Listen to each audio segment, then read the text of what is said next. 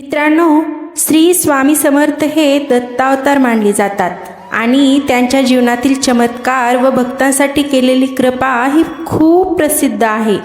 ते 19व्या शतकात महाराष्ट्रातील अक्कलकोट येथे वास्तव्याला होते. त्यांना अक्कलकोट स्वामी समर्थ म्हणून ओळखले जाते. श्री स्वामी समर्थांची कथा बघणार आहोत आपण. श्री स्वामी समर्थ हे प्रथम महाराष्ट्रातील पंढरपूर जवळील माणिकनगर येथे प्रकट झाले. तेथून त्यांनी विविध तीर्थक्षेत्रांचा प्रवास केला. काशी, बद्रीनाथ, नेपाळ, रामेश्वर आदी.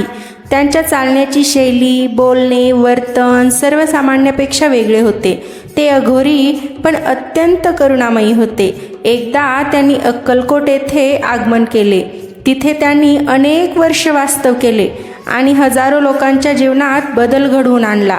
भक्तांच्या प्रश्नांना उत्तर देणे, रोगांचे निवारण करणे आणि मोक्षदायक वचने देणे ही त्यांची विशेषता होती. काही प्रसिद्ध चमत्कारही केले होते त्यांनी. त्यातलाच एक भक्ताचे रक्षण असा चमत्कार होता. त्या चमत्कारामध्ये काय झालं होतं, एक भक्त जंगलात अडकला होता. त्यावेळी सिंह त्याच्यावर झडप घालणार होता.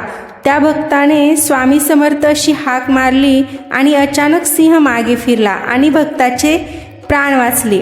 दुसरा चमत्कार म्हणजे अन्न वाढवणे. एका वेळेस एका भक्ताकडे खूप कमी अन्न होते, पण खूप लोक आले होते. भक्त गोंधळला, पण स्वामींनी त्याला धीर दिला.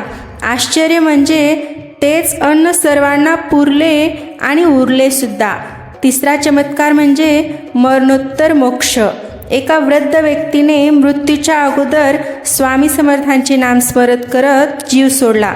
लोकांनी नंतर त्याला स्वामी समर्थाच्या चरणी मोक्ष प्राप्ती झाल्याचे स्वप्नात पाहिले.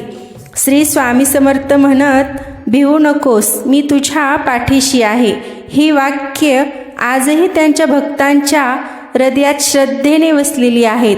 हवे असल्यास मी आणखी किस्से, अभंग किंवा त्यांच्या शिकवणीही सांगू शकते. तुम्हाला विशेष कोणता भाग जाणून घ्यायचा आहे ते मला कमेंटद्वारे नक्कीच कळवा. श्री स्वामी समर्थ.